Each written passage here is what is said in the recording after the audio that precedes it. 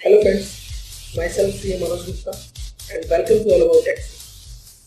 दोस्तों, आज हम बात करेंगे section 9 of central goods and service tax act 2017, जो कि बात करता है levy and collection of central goods and service tax की। दोस्तों, सेक्शन 9 को हमने 3 पार्ट्स में डिवाइड किया है। फर्स्ट पार्ट नॉर्मल चार्ज और forward charge, second part reverse charge और third part basically e commerce operators के लिए रखा गया है। तो दोस्तों, हम अपनी वीडियोस में एक एक पार्ट को डिटेल में डिस्कस करेंगे। अगर मैं बात करूं सेक्शन 9 सब सेक्शन 1 की, तो सेक्शन 9 सब सेक्शन 1 कहता है there shall be levied a tax called central goods and service tax on all interstate supplies except alcoholic liquor for human consumption on the value determined under section 15 at such rate which shall not be exceed 20% as may be prescribed by the central government in recommendation with council and collected in such manner and shall be paid by the taxable person। दोस्तों, हमने अपनी एक पहली video understanding of CGST, SGST, IGST and UTGST में detail में discuss किया था कि in case of intrastate supply, that means within the same state अगर सप्लाई होती है तो जो टैक्सेस रहेंगे वो रहेंगे CGST plus SGST, central goods and service tax plus state goods and service tax. And in case of interstate supply, that means from one state to another state, from one union territory to another union territory और from one union territory to one state, अगर supply होती है तो in that case IGST charge किया जाएगा। तो दोस्तों, आज हम बात करेंगे CGST के सेक्शन 9 की, जो कि बेसिकली CGST लेवी करने की बातें करता है। Section 9 levy and collection of central goods and service tax.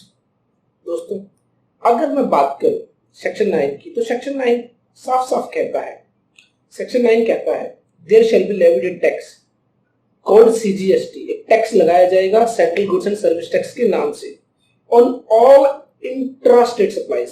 किस पर? सभी intrastate, that means within the state supply जो भी रहेंगी उन पर क्या लगाया जाएगा? Central goods and service tax, except alcoholic liquor for human consumption. Alcoholic liquor for human consumption पर CGST नहीं लगाया जाएगा। On the value determined under section 15, जो वैल्यू ऑफ सप्लाई कैसे निकाली जाएगी? अंडर सेक्शन 15 के अकॉर्डिंग वैल्यू ऑफ सप्लाई निकाली जाएगी, जिस पर की central goods and service tax charge किया जाएगा। जो हमने बातें की थी लास्ट वीडियो में, जो कि अंडरस्टैंडिंग ऑफ CGST, SGST की थी, उसमें हमने देखा था कि हम इंट्रास्टेट सप्लाई पर CGST पर SGST चार्ज करते थे। तो दोस्तों, जो CGST हम जो चार्ज करते थे उसकी पावर कहां से मिलती है? Section 9 of the central goods and service tax act 2017। और अगर मैं बात करूं SGST की, तो दोस्तों SGST के लिए जो भी रिस्पेक्टिव स्टेट गवर्नमेंट का जो भी एक्ट रहेगा उसके अकॉर्डिंग SGST चार्ज किया जाएगा। बेसिकली वो CGST के ऑलमोस्ट सेम ही रहेगा। तो दोस्तों, हमने सेक्शन 9 को 3 पार्ट्स में डिवाइड किया है, जो कि first part basically normal charge की बातें करेगा, सेकेंड पार्ट रिवर्स चार्ज की बातें करेगा और थर्ड पार्ट ई कॉमर्स ऑपरेटर्स की बातें करेगा। ई कॉमर्स से रिलेटेड बातें होंगी। तो दोस्तों, आज हम अपनी इस वीडियो में बेसिकली फर्स्ट पार्ट को डिटेल में एनालाइज करेंगे। तो चलिए दोस्तों, एक रीडिंग लेते हैं हमारे फर्स्ट पार्ट की, जो कि नॉर्मल चार्ज और फॉरवर्ड चार्ज के नाम से जाना जाता है। तो हम उसकी एक रीडिंग लेते हैं और डिटेल में एनालिसिस करते हैं। दोस्तों, अगर मैं सेक्शन 9 की बात करता हूं तो सेक्शन 9 बात करता है levy and collection of CGST, central goods and service tax. Section 9 को बेसिकली हम 3 पार्ट्स में डिवाइड कर सकते हैं। अगर मैं पार्ट 1 की बात करूं तो दैट इज नॉर्मल चार्ज। अगर मैं पार्ट 2 की बात करूं तो दैट इज रिवर्स चार्ज। और अगर मैं थर्ड पार्ट की बात करूं तो that is e commerce. Normal charge को हम एज ए फॉरवर्ड चार्ज भी कह सकते हैं। तो सेक्शन 9 के अंदर जो नॉर्मल चार्ज है या फिर फॉरवर्ड चार्ज है, उसमें जो सीजीएसटी लेवी किया गया है वो किया गया है सप्लायर के ऊपर। अंडर रिवर्स चार्ज जो सीजीएसटी लेवी किया गया है वो किया गया है रिसिपिएंट के ऊपर।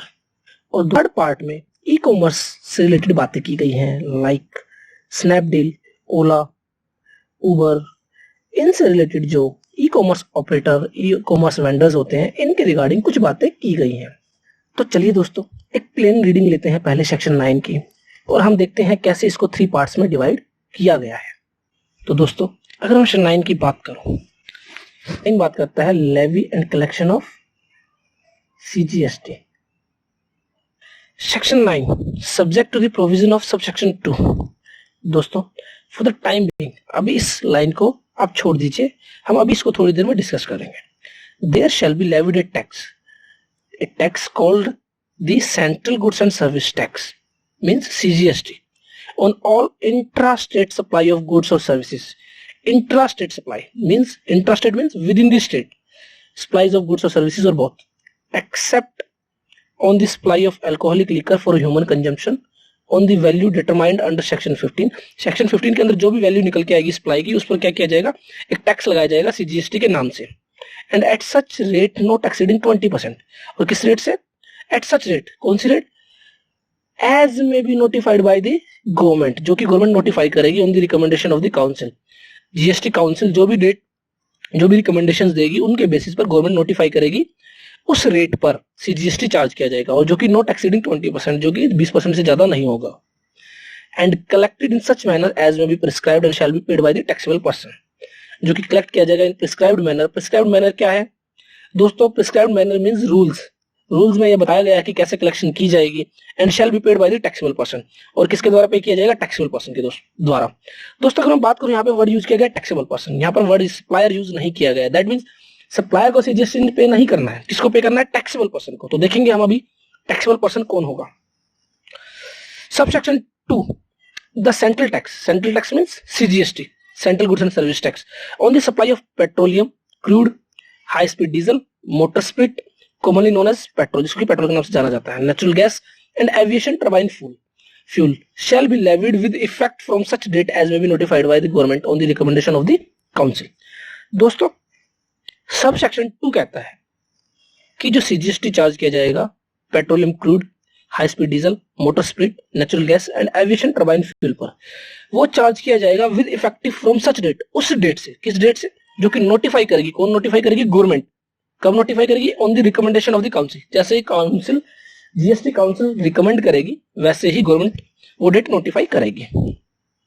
दोस्तों हमने सेक्शन 1 और सब सेक्शन 2 को नाम दिया है नॉर्मल चार्ज का और फॉरवर्ड चार्ज, जिसमें कि बेसिकली किस पर टैक्स लगाया गया है? टैक्सेबल पर्सन, सप्लायर पर। अब आगे बढ़ते हैं दोस्तों। सब सेक्शन 3 कहता है द गवर्नमेंट में on the recommendation of the council by notification specify category of services of goods or services or both। क्या करेगी? स्पेसिफाई करेगी। क्या स्पेसिफाई करेगी? Categories of services, sorry categories of supplies of goods और services और both. The tax on which shell be paid on reverse charge basis by the recipient, not by the supplier, by the recipient of such goods or services or both, and all the provisions of this act shall apply to such recipient as if he is the person liable for paying the tax in relation to the supply of such goods or services। दोस्तों subsection 3 के अंदर basically यह कहना चाह रहे हैं कि जो टैक्स लगाया जाएगा वो किस पे लगाया जाएगा? रिसिपिएंट पर, ना कि सप्लायर पर, under reverse charge, under reverse charge. दोस्तों अगर मैं बात करूं, नॉर्मली टैक्स किस पर रहेगा? सप्लायर पर, लेकिन कुछ categories of supply of goods और सर्विसेज, कुछ सप्लाई, किसकी सप्लाई? गुड्स की या सर्विसेज की या दोनों की। कुछ सप्लाई ऐसी रहेंगी जिन पर टैक्स कौन देगा? सप्लायर नहीं देगा। कौन देगा? रिसिपिएंट देगा। तो in that case subsection 3 apply होगा। तो दोस्तों सबसेक्शन 3 के बाद अगर मैं बात करूं सबसेक्शन 4 की, the central tax. Central tax means CGST, CGST, central goods and service tax in respect of the supply of taxable goods or services or both by a supplier who is not registered to a registered person, means unregistered supplier अगर supply करता है, किसको supply करता है? Registered supplier को, registered person को, shall be paid by such person on reverse charge basis, shall be paid by such person on reverse charge basis as the recipient, and all the provision of this act shall apply to such recipient as if he is the person liable for paying the tax in relation to the supply of such goods or services or both. Means recipient पर यह act उसी तरह apply होगा जैसे कि वो liable है to पे the tax under central goods and service tax. तो दोस्तों अगर मैं बात करूं, सब सेक्शन 3 को हमने रखा है रिवर्स चार्ज के अंडर, और दोस्तों इसके अलावा सब सेक्शन 4 को भी हमने रखा है रिवर्स चार्ज के अंडर।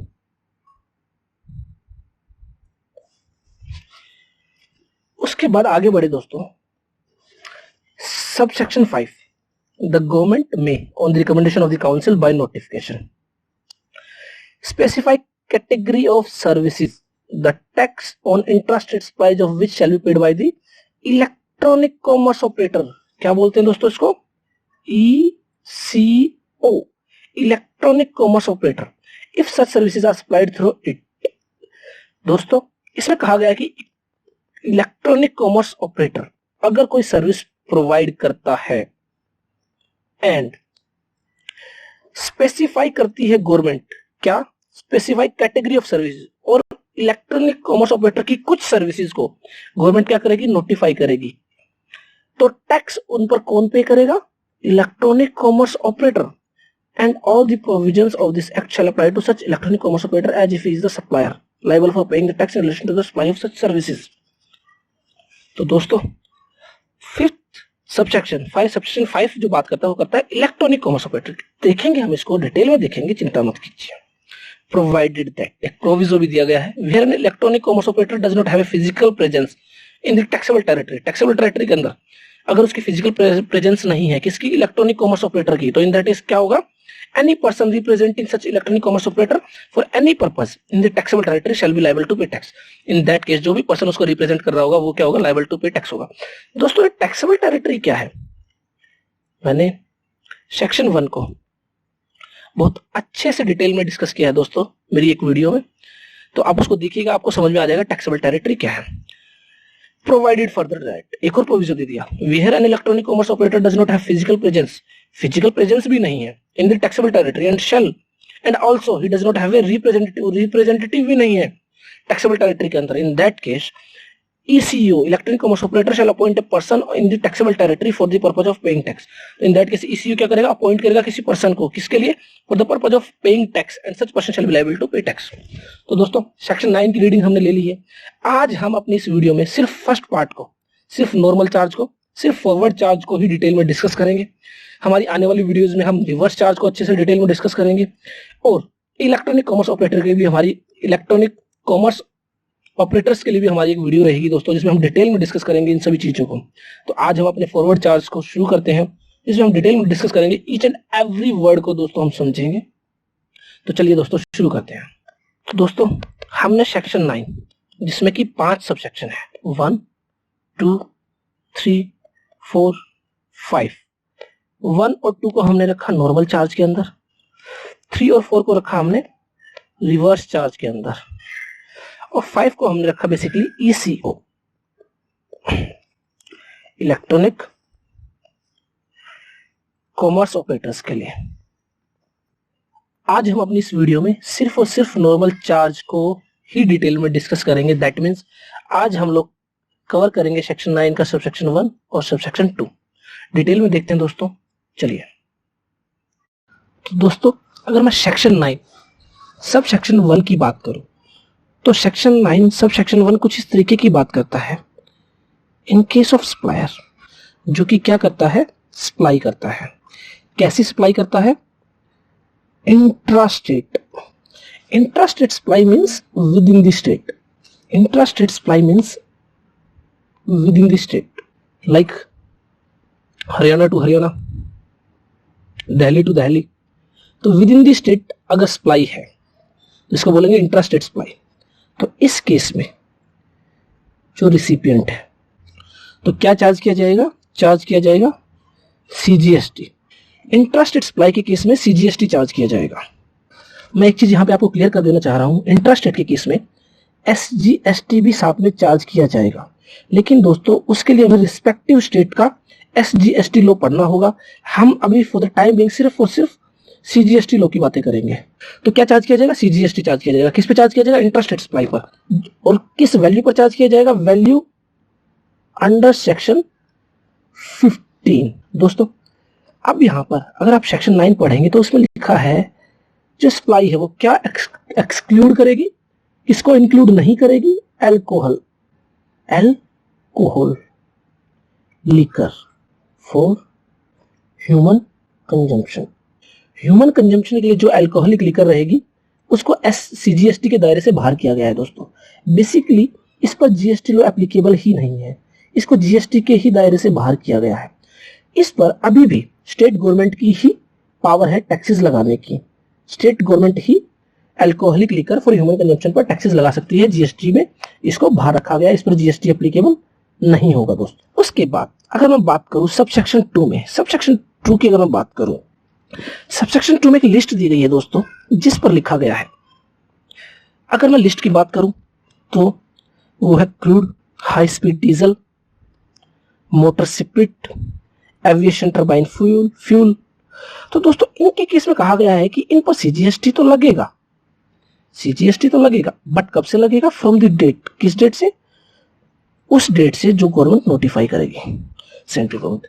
इसका मतलब दोस्तों यह है कि इंट्रा स्टेट सप्लाई, कौन सी सप्लाई, जिन पर इंट्रा स्टेट सप्लाई जिनमें ये आइटम्स नहीं आती, means other than these items, intra state supply पर क्या होगा, CGST लेवी हो जाएगा। किस डेट से, उस डेट से जिस डेट से CGST एक्ट एप्लीकेबल हो जाएगा। लेकिन इन आइटम्स पर, क्रूड पर, हाई स्पीड डीजल पर, मोटर स्पीड पर, एविएशन टर्बाइन फ्यूल पर, इन पर जिस डेट से CGST एक्ट एप्लीकेबल हो जाएगा उस डेट से CGST नहीं लगेगा। उसके बाद उसके लेटर ऑन एक डेट नोटिफाई की जाएगी सेंट्रल गवर्नमेंट के द्वारा by the recommendation of the council, उस डेट से इन आइटम्स पर GST एप्लीकेबल होगा। मींस अगर मैं बात करूं तो आप दो पार्ट में डिवाइड कर सकते हो CGST को।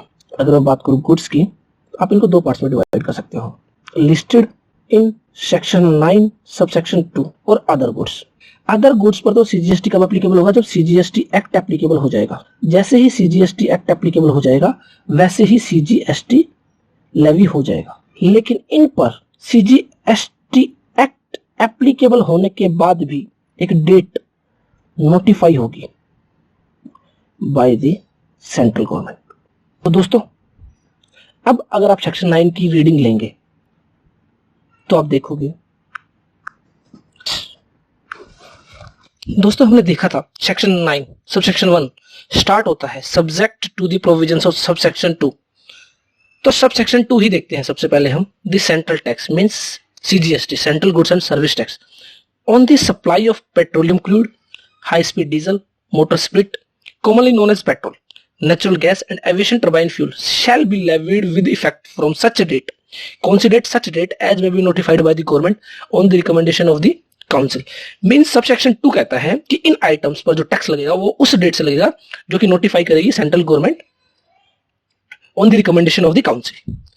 तो subject to the provisions of subsection 2 means कि इन आइटम्स को छोड़कर बाकी सभी आइटम्स पर there shall be levied a tax called the central goods and service tax on all intra state supplies. Intra state supplies means within the state supplies of goods और services, goods और services और both. Goods की supply होती है, services की supply होती है, या फिर दोनों की होती है। Except on the supply of alcoholic liquor for human consumption on the value determined under section 15, except on the supply of alcoholic liquor for human consumption। दोस्तों ह्यूमन कंजम्पशन को GST के दायरे से ही बाहर रखा गया है। इस पर आज भी स्टेट गवर्नमेंट के पास ही पावर है इन पर टैक्सेस लगाने की। तो स्टेट गवर्नमेंट ही टैक्स लगा सकती है alcoholic liquor for human consumption के लिए। उसके बाद दोस्तों CGST किस पर लगेगा, on the value determined under section 15 and such rates, कौन सी rates, as may be notified by the government on the recommendation of the council.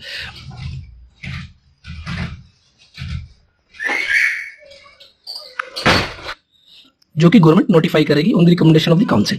दोस्तों जीएसटी रेट्स आ चुकी है, अनाउंस हो चुकी है, हमने भी देखा मैक्सिमम रेट कितनी है 28%। 28% मीन्स 14% सीजीएसटी, 14% एसजीएसटी। लेकिन दोस्तों यहां पर लिखा गया है नॉट एक्सीडिंग 20%, मीन्स मैक्सिमम कितना सीजीएसटी लगाया जा सकता है 20%, और अभी मैक्सिमम सीजीएसटी कितनी अनाउंस हुई है 14%। तो दैट मीन्स दोस्तों इन फ्यूचर 14% को 20% तक बढ़ाया जा सकता है। And collected in such manner as may be prescribe. तो दोस्तों कलेक्ट किस मैनर में किया जाएगा, जो भी प्रिस्क्राइब्ड है। तो दोस्तों कलेक्ट किस मैनर में किया जाएगा, जो भी प्रिस्क्राइब्ड है। प्रिस्क्राइब्ड किसमें है, रूल्स में।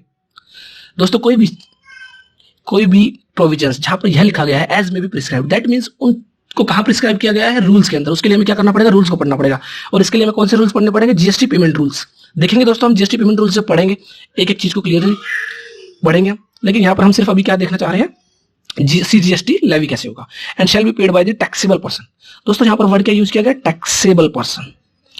दोस्तों यहां पर कोई भी वर्ड यूज नहीं किया गया सप्लायर द्वारा, रिसिपिएंट द्वारा, यहां पर वर्ड यूज किया गया टैक्सेबल पर्सन। ऐसा क्यों किया गया दोस्तों, ऐसा इसलिए किया गया कि बहुत सारे इंसिडेंसेस हैं जहां पर जो टैक्सेबिलिटी है वो सप्लायर से शिफ्ट होकर किसी दूसरे पर्सन पर चली जाती है। Like in case of reverse charge अगर मैं बात करूं तो सप्लायर की जगह रिसिपिएंट को टैक्स पे करने की लायबिलिटी है।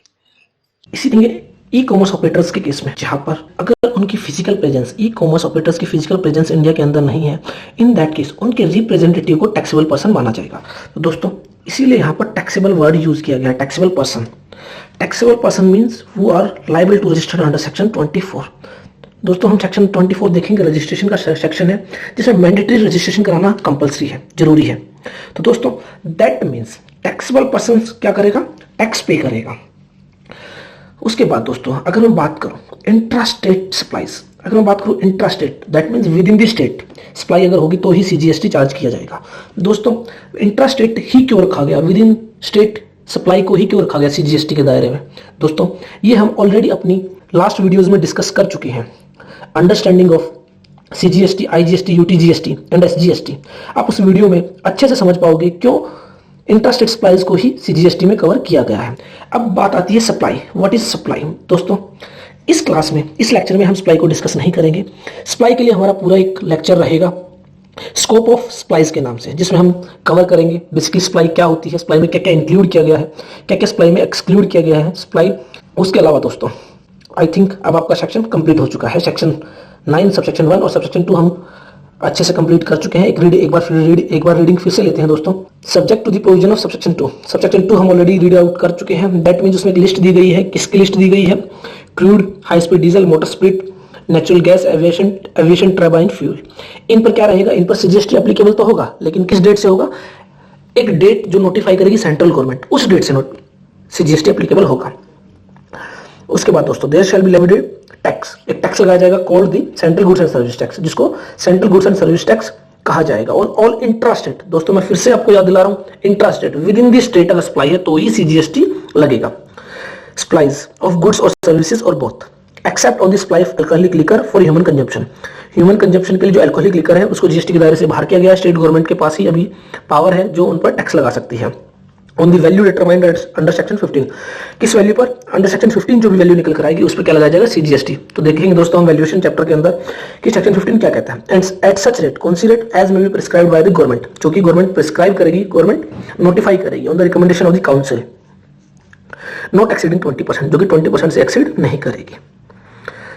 And collected in such manner as may be prescribed. दोस्तों जहां भी in such manner as may be prescribed word use किया गया है, आप समझ लीजिए उनके लिए कोई ना कोई रूल्स दिया गया है और उन रूल्स के अकॉर्डिंग ही हमें आगे बढ़ना है। तो दोस्तों देखेंगे हम जीएसटी पेमेंट रूल्स के अंदर कैसे इसको कलेक्ट किया जाएगा गवर्नमेंट द्वारा। And shall be paid by the taxable person, किसके द्वारा पे किया जाएगा, टैक्सेबल पर्सन। दोस्तों मैं आपको बता चुका हूं टैक्सेबल पर्सन क्यों यूज किया गया, सप्लायर क्यों नहीं यूज किया गया, क्योंकि बहुत सारे इंसिडेंसेस हो सकते हैं जहां पर सप्लायर की जगह, जहां पर सप्लायर पर टैक्स लायबिलिटी शिफ्ट कर दी जाती है किसी दूसरे पर्सन पर। Like in case of reverse charge tax liability shift कर दी गई रिसिपिएंट के ऊपर।